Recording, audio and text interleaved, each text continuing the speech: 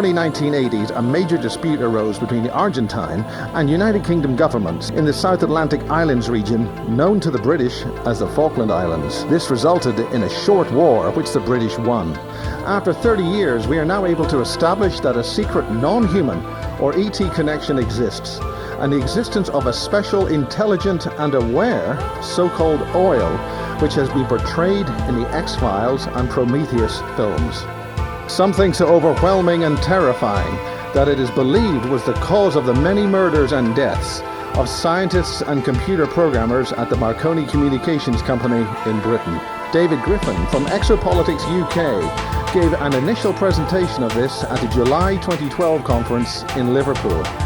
The Amash project now provides this presentation with extra information and analysis, leading to a possible connection with a similar etheric intelligent black oil which infests communications and communication systems. Paragraph 2 says, this friend let slip one day about a new robotic fluid their computer and engineer guys were working with that could be programmed with radio frequencies. That's an interesting one for you, Miles. They thought they might be able to use it hydraulically, which would open up all kinds of new design fields. When he asked around, nobody knew who invented it or where it might have come from, nor even any talk of patents to buy from another company. And that's from Alex Newald's book Co-Evolution in 2010. Well, I think that's an absolutely extraordinary thing. Yeah, I mean, amazing. You know, we were saying that you imagine even in the 80s then that the whole idea of something that you couldn't trace within the military-industrial complex is quite phenomenal, because, you know, communications in those days, fair enough, the internet wasn't around. But I'm sure people would be aware within the intelligence circles, within the MOD, the Americans, sort of. Someone would know if such a thing was about and existed. Well, these people who were in the know couldn't find any trace of where this thing had come from.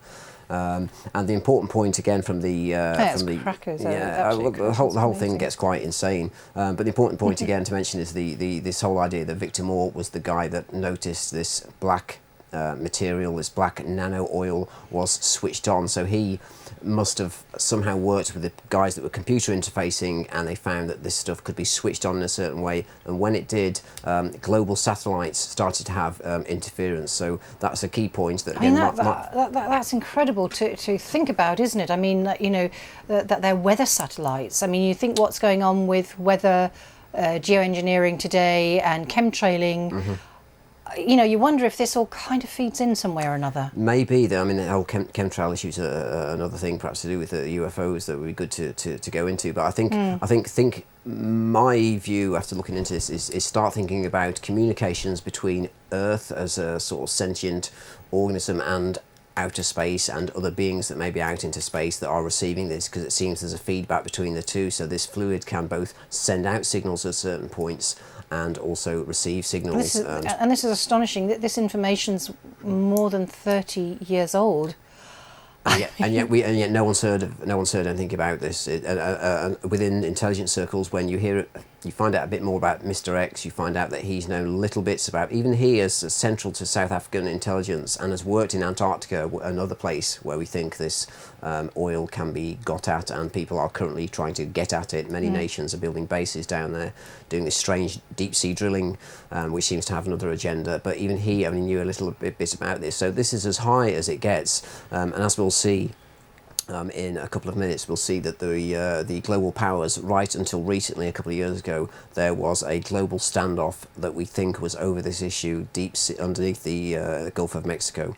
And that's the point I wanted to make about this, with regards to what Miles said about this dark energy. That really.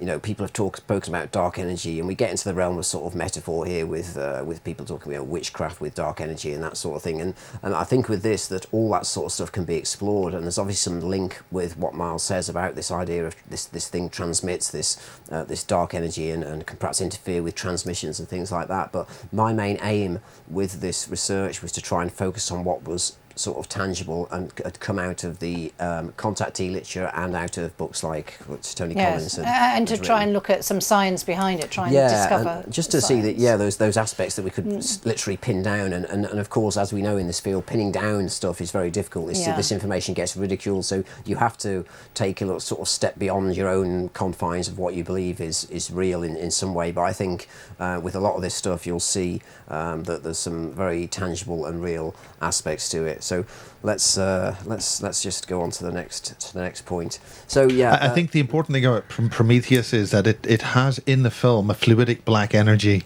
which is fundamental to remaking intelligence of some kind, and this is what the clip sort of refers to. If we want to just go to the clip now, we'll talk about that afterwards. Okay, well let's put the clip on. I have a lot of contacts in the media, as viewers and listeners know, and I have been able to secure a copy of an early script, and it follows very closely from the trailer I've seen and other leaks. And I'm not going to give the entire film away here, but in synopsis, this is a film about the origins of humankind with a super race of near immortal genetic engineers who are contemplating a genetic overwrite or rewrite of the planet Earth. Now, the point about it is, Joanne, you haven't seen the film. So have you seen the clip? I didn't. Okay, imagine you've seen the clip. It's got monsters in it. It's Alien, right? I will. And the there's a crucial black thing about fluidic- it is that this is the start of the Alien genre. Yeah. And it's the creation of the alien by these very tall humanoid beings on a distant... They're blue. You know, just the guy that came up blue was a big blue guy. And just as a side note, interesting. Yeah. So then Alex Jones talks about that, blah, blah, blah, and... Also, if you imagine, what's the whole concept of Prometheus? The whole concept of excuse me. The whole concept of the myth of Prometheus is about taking fire from the gods and obtaining this knowledge that they weren't supposed to have. And in the film Prometheus, the humans arrive on this planet. They've heard some sort of rumor. They arrive there and they find that these ETs are developing and awakening this dark fluid, which, when they go near it, starts to morph into strange creatures.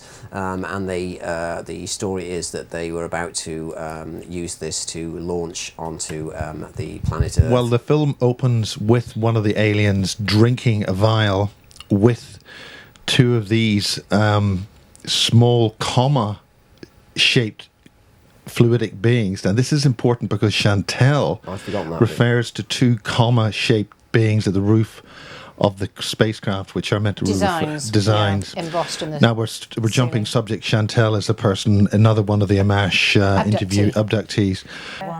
The detail that we're looking at here, you were talking about that this, you were looking at here, oops, I'm going rather large there, it's snake-like symbols here, but I know I haven't drawn it right, it's hard to, I can picture it up here. But it's actually that they're embossed into the ceiling. Inside Triangle Craft, the ceiling's round and it's beige in colour here and all here, and the snake-like symbols, what's embossed in the middle of the ceiling, they're also in beige. These snake-like symbols, they're beige as well. Does it look quite large, the image, the embossed quite images? big, they're not small, but it don't cover all the ceiling. No. And is this bit here, the rounded bit, is this like a concave? So you're looking up like a cupola, like you see? Yes. Yes. That's just how it works. It's all beige, everything's beige, this is beige, and then there were another circle going round like that. Oh, okay. Like that, that's how I've drawn it, and everything's beige, even though symbols are in beige, but they're embossed, they stand out in the ceiling. Yeah, yeah. But the crucial thing about this is the being drinks this, and then his whole bodily structure collapses into nothing but particles, which washed into the water. And the film introduces with a whole series of DNA relinks and recreations. Nice. But ultimately, this we won't spoil people who want to watch the film, but ultimately it's to terminate humanity. Mm-hmm. And again, if we go back to the clip that we showed at the start of the presentation, where with the X-Files you find that the very scene that I chopped up and showed a kid falling down underground in the background. They'd made sure that they showed oil wells pumping away in the background, this sort of metaphorical thing that's going on, and the kid that falls down ends up getting covered in this black fluid and basically is ill and dies, and they bring in the hazmat people, they bring in the NSA. So again, the X-Files as well as Prometheus has these tones of this black oil substance. So that has sentience and that also interfaces with the DNA, Yeah. which is really important because, you know, if something's going to start morphing with our DNA, then gosh, I think it's crucial that we're made aware of it. yeah. So we've just seen Alex Jones do what I thought, given that the guy never used to touch the ET issue at all and used to make mockery jokes about little green men. I mean, he's changed over the years, and of course, so he just did that, the whole take on Prometheus, mentioning the whole alien issue. One thing I thought that would highlight the whole idea that, Joanne, you asked about, the whole idea of this oil being sentient, and Yes. perhaps what this whole idea of nanotech means. And one issue that many people are aware of, which of course possibly links to the chemtrails, if you look into some of the research that's been done into it, is this whole very weird bioagents called Morgellons, Yes. which, Very if well. you'll see from the slides, people basically develop lesions and bizarre wires that sort of Protrude from the skin. from the skin. Awful, nasty injuries. What's also happened, I was in touch with a Dutch researcher that basically found out, he was a microbiologist, he found out that Morgellons exhibited this thing called quorum sensing, Quorum, quorum sensing. This is the ability for these individual components within the bloodstream and this part of this bioagent to communicate with each other and to receive signals inward from an external stimuli. So again, you've got this whole idea that you've got this high-tech bioagent that people are coming down with all over the world, that both seems to be influenced by certain frequencies inside. They contain self-replicating nanotubes. Well, that's a very recent development. You find that ETs have carbon nanotubes in their implants. They come up Yes, quite recently. indeed. Array sensors, and the other important point is they found that these the other nano configurations associated with Morgellons theory carry genetically altered spliced DNA or RNA, and as we said, respond to frequency input. So there's a current example of nanotechnology in action. These little beings here. What frequencies?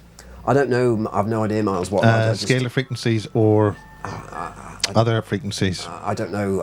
You could ask Mike Castle. Ice cream van frequencies. Well, I'd love a Magnum now. Yeah, it'd be great to have ice cream now. So yeah, an example, and okay. So essentially, we have. I was trying to make the point between, if we think that this nanofluid that they got from the Falkland Islands is a planetary based terraforming agent, then I thought, well, this Morgellons thing that's been around for some time may be more of a human biological one, because what that seems to do is sort of terraform the body into its own bizarre sci-fi entity. But that seems to be precipitated, as I understand it. It never was around before chemtrailing.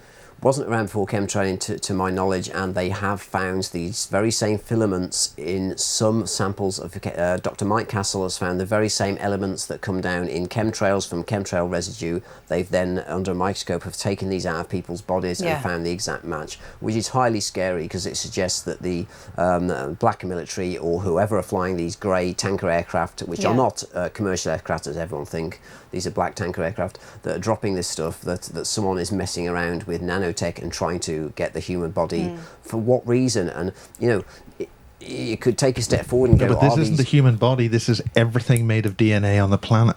Well, but Morgellons isn't. It's changing the DNA. It's not even DNA. Yeah, but Miles, I'm trying to make a point that the black oil we're on about is a planetary terraforming agent from what we gather, but the Morgellons thing seems to just attack the human host, and so you've got two different things. But the point I wondered about is, are these two linked in some ways? Because before we heard about all of this nano oil and its ability to be sentient and to respond to signals, people were saying that someone came out from the military, his surname was Griffiths, I've got an audio interview, and he claimed that this was what they call a binary bioweapon,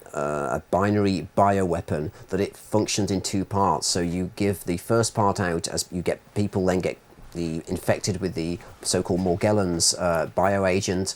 After that, you then introduce and activate that agent by use of frequencies when the conditions are right. So essentially, when they want to create chaos or something even more out of this world. They then activate human beings that are infected by this, and according to one researcher, Cliff Carnicom, who's done a huge amount of work on this, amazing, done it all on his own time, he claims that we all have.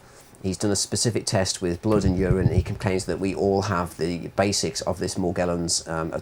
Cliff who? Clifford Carnicom. Go to his website, is carnicom.com, carnicom.com. And the frightening thing he's found out from doing what he calls, he's done blood and urine tests, but he also developed this test called the red wine spitting test, where red wine, which is known to be flushy, you swill it around your mouth, you spit it out, you put it under a microscope, you then see this sort of thing, certain moving things that even move when people spit them into the bowls. He's actually been working with a naturopath on this. Called Jan Smith, I think that's And can I just say, I have to just interject a little thing here about the black tanker planes.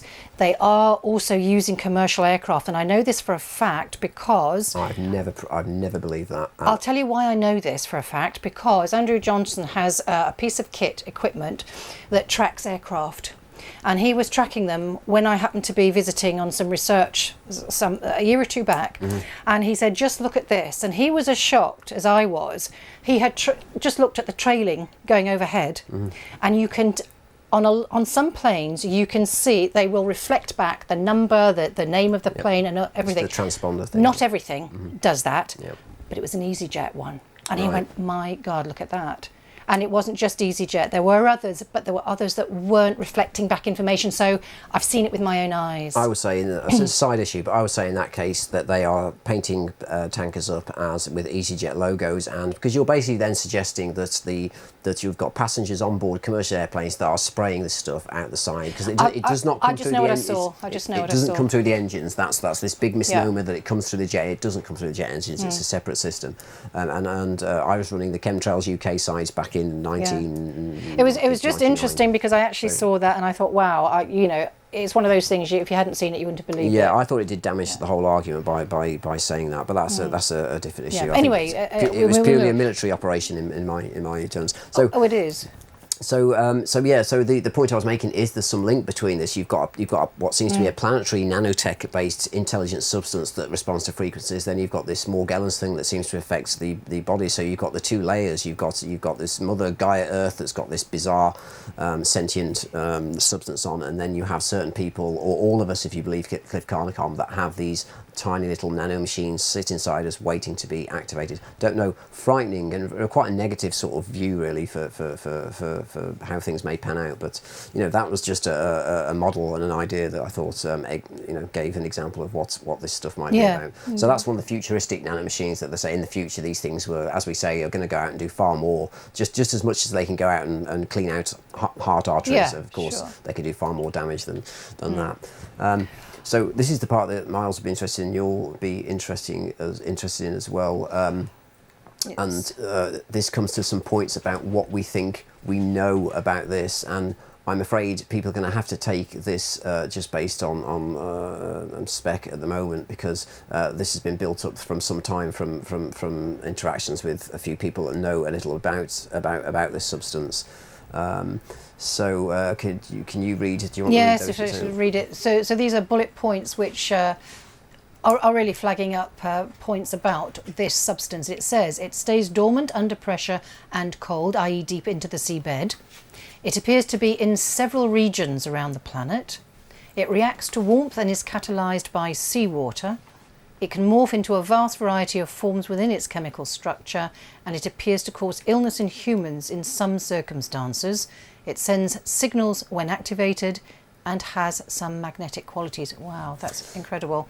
And it says, remember, if the Falklands situation is true, this substance may have been in use for over a decade. Wow. Yeah. What is it? What are we actually describing here?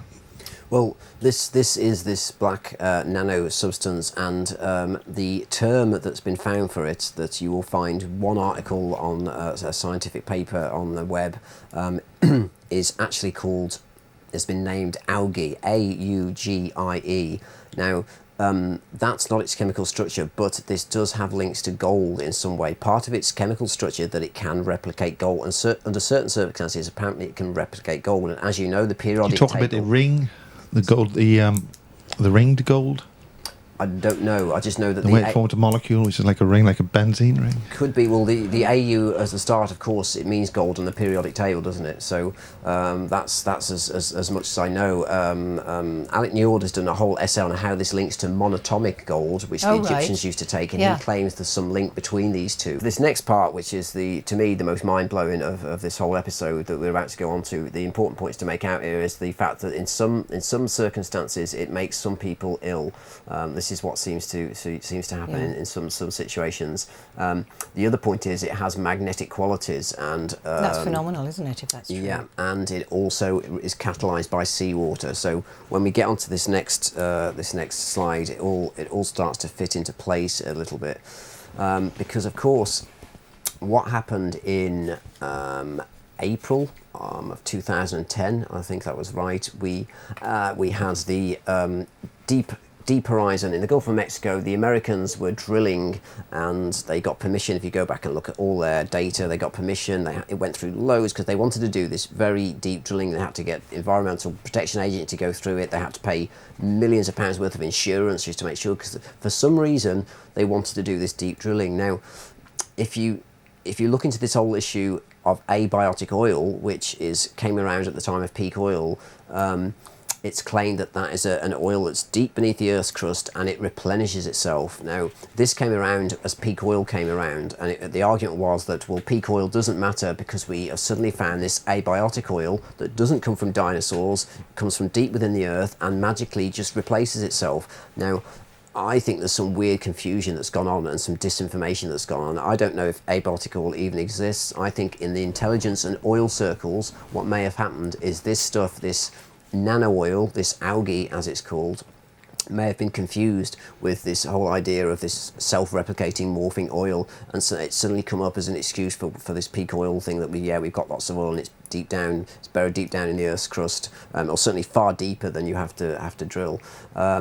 So as I mentioned, there are several locations where this stuff seems to have been deposited. One of these areas, and this is Alec Neword's theory, again, the guy that wrote the book on the blue ETs, that 65 million years ago is where the meteor hit that killed off the dinosaurs. He thinks that maybe on board this meteorite that hit, it went so deep and created this vast crater in the Gulf of Mexico that this may have carried this black nano oil substance, and it essentially embedded itself into the Earth at a deep level. Now, when you start to look into what BP were doing down there, it all gets very strange, because a certain instance ended up taking place, which was fed to. There's a forum online called Godlight Productions. Now, Godlight Productions, well known amongst the conspiracy scene, has a very low signal to noise ratio. An awful lot of junk gets posted up there, but it seems to be a conduit for now and then for certain people. You can post anonymously, and people will certainly post certain things up that then actually you see then begin to be played out in the wider geopolitical structures that we then see in our newspapers, perhaps in a slightly different way. What Nexus magazine did is actually create a document that basically, instead of save people going through all this, they created a document that basically summed up this situation. And I'll pull up a copy of this on PDF. I was going to summarise the points first. Let's go back to the PDF first. We'll summarise the points after. Okay, I mean, I haven't got time to go through all this. What I suggest everyone does is go and find this on Godlight Productions website, and you can still, it's called the Berserk thread, BEZERK, and essentially this is all translated from French. What happened was the boyfriend, this is the supposed situation, the boyfriend of a girlfriend who worked fairly high up in the French diplomatic embassy, I presume, or some diplomatic structure within France, phoned him one day and said, something big is going off. We've been put on this stage of alert. Now, she had clearance for a laptop that she used at times, and the laptop was left at home. This laptop had this open channel that allowed him to actually watch what was taking place in real time. Can I just ask what sort of time frame we're in here? Is this 2010? Sorry, yeah. So you have the, it's very important, you have in April, first one is in April 2010, you have which we all know about, you have the Horizon Gulf oil disaster. I've got a shot here, but I haven't got it on here, where you see the huge spillage from the platform, which they claim was due to drilling. Now, there's loads of information I could go into here about how even Halliburton engineers came up and said, you're drilling so deep, you need to, if you're going to go this deep, you need to encase it in this much bracing concrete. There's methods of when you get to the seabed, concrete will not hold this. There's so much pressure down there. So they were getting advised, BP were getting advised to not drill this deep down, and Halliburton, people at Halliburton were saying you need different methods, and they ignored some of this for cost reasons or for whatever. Obviously, then what happened? We had this vast explosion with the oil blew up through the pipe, and we saw the leak that we had take place. 2 months after this, so we have the date at the top there. Oh yes, that's June 26th. So you're looking at 2 months after this. It seems to me, reading between the lines, the international community were highly suspicious of this disaster, and you essentially have a standoff with up to 13 nations, all with submarines, some with fleets on top in the Gulf of Mexico. Most of it rotated around a French submarine, and really you need to go and read this for yourself, because I can't read all of this out to you. But the points that I'll make that we went through. Because if we just say that this is basically the feedback from the guy whose girlfriend had the top clearance for this on this embassy, laptop, that she was telling something big was going down. Yeah. So here it states here, so he calls it the DED channels, and he basically, again, don't forget this was translated from French into English. So the OP, that means the original poster, describes the DED as digital emergency scrambling device. It seems if I go up to the top bit again, my understanding, this is the guy from Duncan from Nexus magazine, is writing the introduction to this. My understanding of DED channels is that they are opened and used by people like key defence and government military officials, ships captains, aircraft pilots, etc. The channels are activated as necessary and seem to pertain to non-routine, interesting, operations and incidents, mainly military, it seems. In other words, the channels are designed to get decisions from the right people when unexpected situations occur that could affect, in this case, French military and diplomatic interests. I mean that's tantamount to I mean you can only imagine somebody wanting to hit the red button as being something of this as severe as this. Ooh, and it would make sense that each country has its own system like this. That because of course you have communications device differ between submarines and ships and other things. If you've got a major incident, you want everyone on one channel.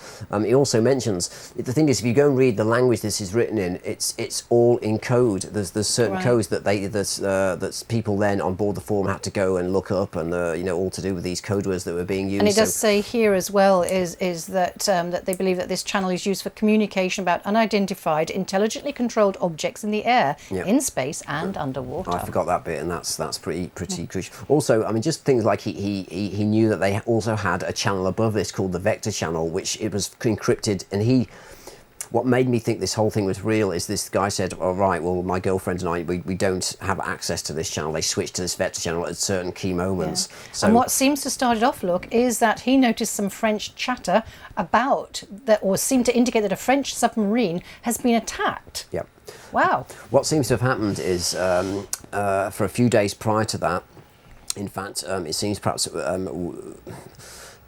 maybe while the actual Deep Horizon oil rig event was taking place, there was a lot of international interest in what was going on there. My theory is, and I think after looking into this area for some time, is that they knew that deep, it may have had a dual purpose. It may well have been looking for oil, but it may well be something to do with trying to find out what this substance is, or there's a more nefarious angle that we'll come to at the end, that they may actually be trying to trigger the release of this nano substance, because what you find is a standoff between certain nations, and it's an amazing, it reads like a spy novel, but I'm 100% sure, I'm 90% sure that this is all authentic.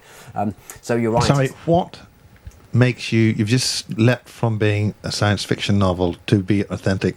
What made you what's the beef in making this authentic? Well, I was using science fiction because it's so out of this world that we don't read stuff like this in our newspapers. You know, we just don't read the way this stuff reads. If you Yeah, don't but read it okay, yourself. we're dealing with a fiction, and suddenly it's truth.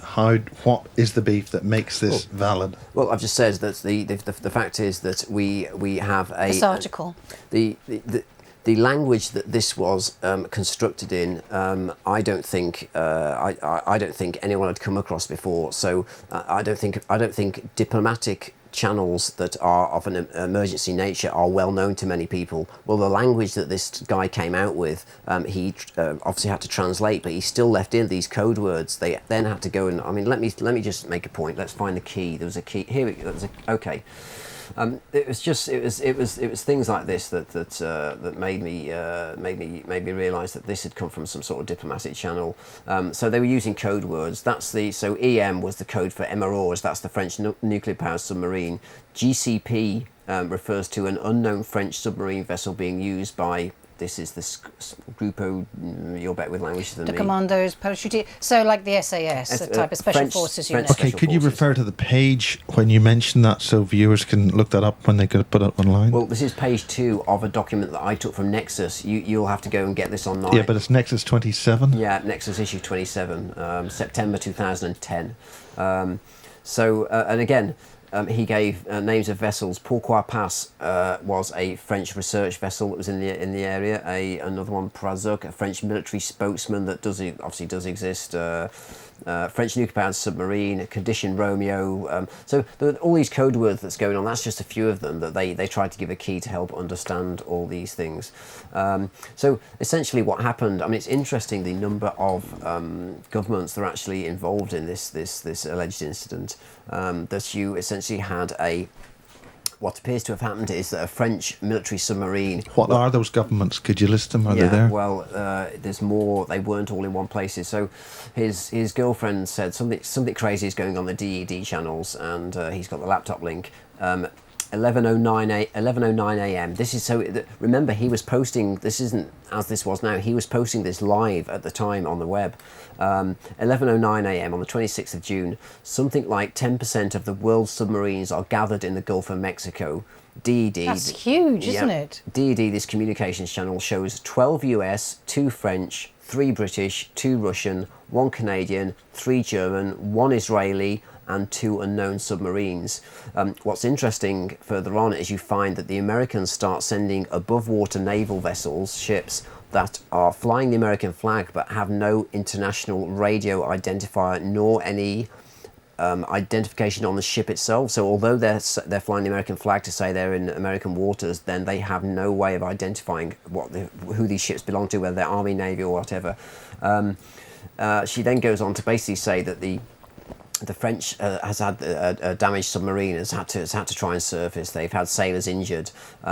This was from an attack from what we think was attack from a US helicopter. Sailors bleeding after this attack. They were trying to get what appears to have happened is the French military submarine had gone down beneath the platform right to the very deep depths and had tried to get a sample of a certain thing. Well, you tell me, if this is a simple oil rig that's just searching for oil, are you going to go down there and try and get a sample of their oil for some reason? Is it, No, it's totally not rational, is it? You just wouldn't. Yeah, there's no reason why you try and do that. When the US found out that this sample had been taken on board, it gets referred to as Cargo B, and the Americans demand, we find this somewhere down here, they demand that this cargo is jettisoned. So they're obviously all in communication, and this whole standoff then takes place between. It's very interesting because you have the US submarine and the US that are on the surface, US, UK, and Israelis on one side protecting the Gulf. This rim of where this, I think, is where these sonic drills or whatever have gone in, that were doing this bizarre drilling underneath the Deep Horizon oil platform, and circling around them on the outer limit are the other nations that are somehow then trying to protect the French vessel to let it get out of the waters with this cargo. They keep trying to detach this cargo from the submarine to give it to their French special forces that are then waiting on the surface, because obviously I think the submarine's in trouble. The submarine's in trouble for two reasons. One, because it's been shot at by the American helicopter. The other reason is when it was forced to surface, which I can't work out whether that was to do with the helicopter shoot or because they started processing some of this magic cargo and things started going wrong with their reactor, things started going wrong with their radar, they started having big problems. Their hull became magnetized in a way that was problematic for their guidance systems. There was big whooshes of black magnetic stuff is how they describe it, and this started to interfere with how the submarine managed to function. Someone told me that submarines the hull relies on a certain form of magnification, magnetication. What's the word for, it relies on a form of magnetized. Must be magnetized. Magnetized in a certain way, whether that's for guidance or whatever, and something was interfering with this. Here's the point where at 3:25 on that first day says there, unidentified. Remember, this is in the US waters. I think it's unauthenticated. Unauthenticated. I don't know how much of the Gulf is US owned, as in their territories, and how much is international, and whether there was all this talk about quarantining them because they were in US waters. Unauthenticated. You're right. US ship demands the release and jettison of detained cargo. Captain of the French submarine refuses. German submarine ports. We're going to have to skim through some of this because you need to go and read it for yourself. But okay, this is one that I had a double take when I read this, because I read this quite recently. So this is happening over 1 or 2 days at the moment, isn't it? We're now on June the 28th, so these submarines are still down there. In my You'll see. I've got a slide here. In my research here, I kept coming across the British and the Americans being part of from the 1950s onwards, being part of operations deep freeze and anti-freeze. Kept coming up, very blatant about them, to the point where I even found that they'd launched a military and cargo ship only last year, and they were starting Operation Deep Freeze was starting again, and they were off down to the Antarctic. Well, the code words that kept coming up. In this French diplomatic channel were 300 and 301, and when she asked about these were operations deep freeze and antifreeze. These were apparently the codes for these. Something about engines not working. This is to do with the problems that they have when this magnetic type oil substance starts to interfere with ships' hulls and also with submarines. They start having huge problems with the way things operate. The other reason Miles mentioned why this suddenly went from a sci-fi episode to something real. Well, we have names that I've been checked up of that were mentioned on these channels, like these icebreakers like Polar Bear and Polar Cat, Polar Sea. Interestingly, these all exist. One of these, a week later, went into repair at a dock in America because it also had a problem with its hull. That's what it's saying there earlier in the material there, that they had to go in for re-rigging. Right, yeah, and there's a news cutting to that effect that I found that says that's that there. So these icebreakers are pretty sturdy things. They don't suddenly have to go in for repair. Could have been a coincidence. I don't know. Interestingly, Argentina turns up as well. Shows 3 new submarines, 2 are from Argentina. Somehow the submarines, except the US and British, are coordinating with each other because they form a ring around the rim. This is the rim, again, where this drilling is going down. And the point that I made, and when I was talking to you yesterday about this, is apparently the French engineers in the submarine had to go and disarm these very high-tech sonic that sounded virtually like weapons that were protecting the rim around where this platform was drilling for this oil, because the only way they could get in through this perimeter was because whoever, BP or the US, whoever had placed these ultra high-tech sonic alarms that apparently were highly dangerous. There must have been some sort of weaponized thing that I think disable submarines. That's the gist I got. Right. So you have this standoff, and that's an interesting point. Somehow the submarines, except the US and the British, are coordinating with each other because they form a ring around the rim. So the rim is where these drills are going down, and where I presume the French have got the sample of this oil from. Again, we've got we start to then get very strange things. The French submarine starts to disappear. They start to then make, with their special forces on board. People have died in this. You know, there's people have died. There's several people seriously injured. They call it activated of B3 cargo. And this is what we think this cargo is actually this special oil substance. There's an issue to do this transmitter, condition Romeo, that's up there about replenishing and replacing.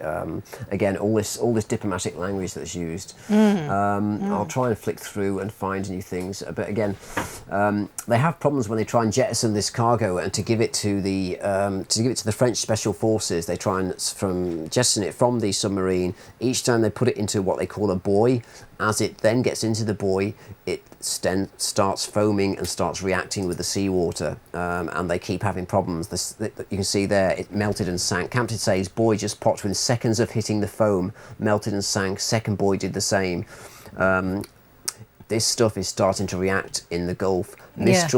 Mistral, this is the French submarine, I think, issued alert to all vicinity of traffic to avoid the column. In other words, stay clear from that area because it seems like this stuff is starting to morph and do things. Okay, pipes on the seabed, B3 cargo, trying to find some other pertinent bits in this.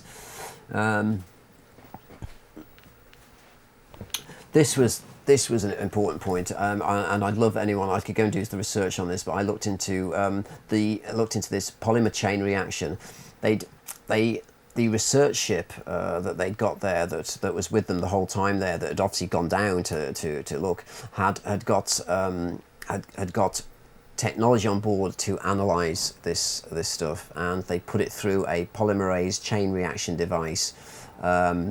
This gets too complex for me. Does that say there, Joanne? But what's interesting about that, so these people, it looks like they're asking for a method, an approved method to disperse it, and what's happening is it says they report that the dispersal method that they've obviously been given is inconclusive, nano release still plausible, and suspects nanoengineering because of metallic carbon compound morphing. Okay, here we go. Good Lord. So the Pourquoi Pas is a research vessel that by the sounds of it, I think the international community knows damn well what was going on down there, and they know about this black magic oil stuff, and so they've sent research vessels down there trying to work out what's going on. And they've used their equipment, and as you say, they've come back with this results that they keep there. And I think the point that I read into this, when you read the whole document, is they were constantly trying to... There seems to be a playoff between working out what this substance is, but also keeping it safe and stopping it from starting to act. And they had some problems. You'll start further on, you'll get problems where they had a problem with, I think they call it contamination. You can read this better than me. They've got, it just says here at 1:40 p.m, 2nd of July, Russian Navy requesting urgent assistance from French naval assets to help with inbound tracking possible splash zones. Okay, splash zones appears to be this international code for where this stuff starts to escape. Has escaped, absolutely, has broken free. Miles says that sonic drilling, knows about sonic drilling. EM, that's the captain of the military submarine, reports sonic drilling at breakpoint levels from 3 drills. British submarines moving away from the rim. Mistral instructs the Emeralds, that's the French submarine, to do the same and keep a safe perimeter. So what these sonic drills are doing... Possible large cave-in on sea floor. Wow, send out heavy downpour alert near rim. Here we go, out, here we go. Emerald's French submarine captain reporting outer hull skin sensors are now picking up flocking of metallic-like fibres and attaching to rubberized skin. Don't know what that means on a submarine. Erosion warning, active but low. Also, minor sonar distortions. Submarines are coated with a sort of rubber skin to make them smoother. Oh, that right, interesting, right. It looks like the French Special Forces at 10:49, they're requested jettison authorization twice. Mistral, the sub first denied, then approved, but after 80% verification, there was some situation on board the submarine, and the captain reported that every crew member got a vote. The crew unanimously voted to detain B3 cargo and proceed. Wow. So if you look, and they want full naval escort. Jesus, what the hell's going on? If you look here, the dialogue reports that they've made an 80% verification of the cargo with help. Now, PP means the research vessel Pourquoi Pas. So they've got an 80% verification that I presume it is this stuff. That's what they said they've been and found. So I think they were down there and basically saying we found that BP and the Americans were drilling to try and. And here we've got it affecting people. The MO'd captain, they're reporting some crew feeling disorientated. EM to do isotope readings immediately on port side where the metallic fibre flocking was worse and growing. My lord.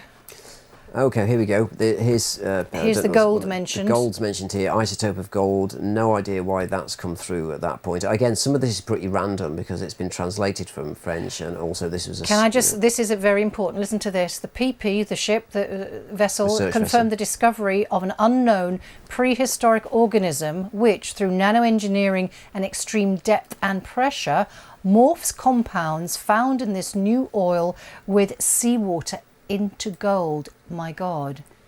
However, there is a drawback, a massive and absolutely cataclysmic one.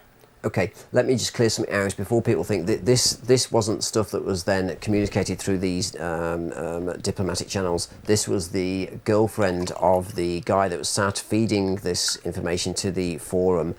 This was her going around and asking the more senior diplomats and the military officials what exactly was going on. She's obviously highly trusted. If this case is authentic, she's highly trusted. So because she was part of the team dealing with this emergency, she kept trying to find out bits about what was going on. Because obviously it's a confusing situation, and she was then passing it on. I find it astounding. The bit I found astounding was well, also on the level is how on earth did she manage to keep managing to communicate quite sensitive stuff to him? I mean, that's one thing I did have a sort of issue with. Would the diplomatic service allow? Maybe because she's sub-staff. She's brought in when other staff are busy to do other work, so maybe there's some slight lapse in security there. I don't know, but interestingly, the gold keeps morphing.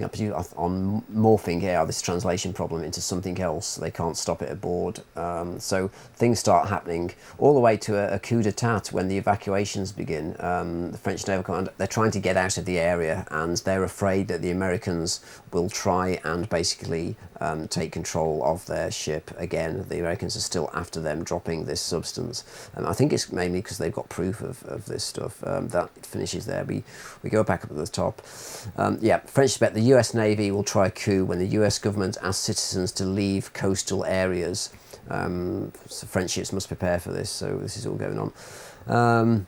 Well, if, as you say, if this is true, that this is incredible, and then you've got it there at 11th of July, 6:11 a.m. PP confirms organism is attracted to darker pigmentation. Some special forces crew, French, showing no effect at all during quarantine. They remain healthy.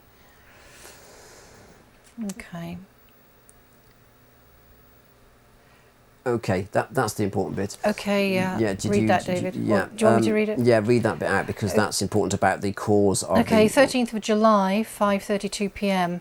Okay, the second unknown submarine captain indicated that he has clear video footage and evidence of who sabotaged the Deepwater Horizon oil rig.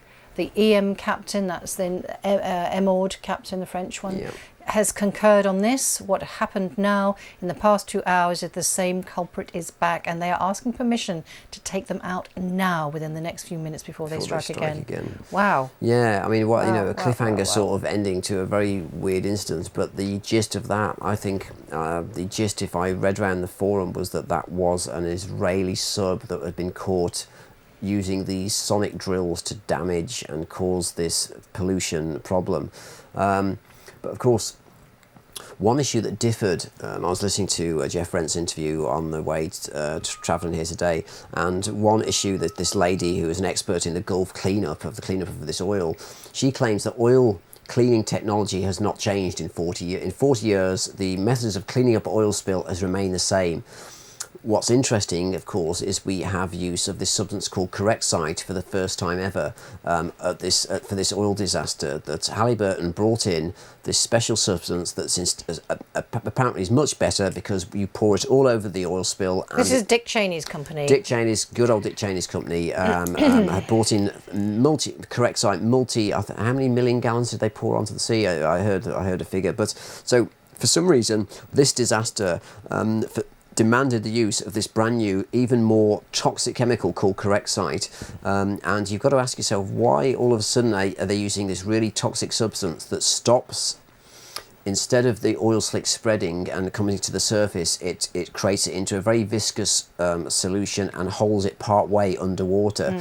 Because I have to tell you, there were absolutely hundreds and hundreds of options sent in to the various people. And they were ignored, every last one. Even Kevin Costner's special oceanic cleansing. But there were many. There wasn't one or two. Hutchinson and John Hutchinson actually made a big inroad there using sonic frequencies. Interesting to clear, and it was successful to some degree. Yep, and Jeff Rentz claims that literally putting straw into the water and dragging it out will clear most oil spills. Very rudimentary, but has always worked in the past. All those methods you've just mentioned were banned by the Environmental Protection Agency. They were not allowed to be used. So ask yourself, why in this case, when you have, if this situation is true and you have an international standoff beneath this Deep Horizon oil rig where this very strange substance has started leaking and has made people ill and has caused an international incident, why do we suddenly get this correct site stuff being used in gallons and placed on the sea to actually turn this stuff into this globular format to almost keep it underwater? It's a bizarre. And I know also certainly there have been quite a few instances now of people who've swum in the Gulf there and have become incredibly ill. I mean, life-threateningly ill. And there is no support, no help for them whatsoever from the Americans, from their own people. So the crux of this is, David? Well, the crux can go off in several directions. My feeling, let's just take this particular aspect. I mean, we can go off on numerous tangents now. My take on this issue, why would you have so many, why, when the international community don't get on so many levels, why would you have 13 nations all with special forces and submarines, high-tech submarines down, ready in that area, almost as if they knew something was going on, and a standoff between the US, the UK, the Israelis, and then the rest of these nations, all trying to deal with it, and the French seem to be brave enough to try and run off with a test of this cargo.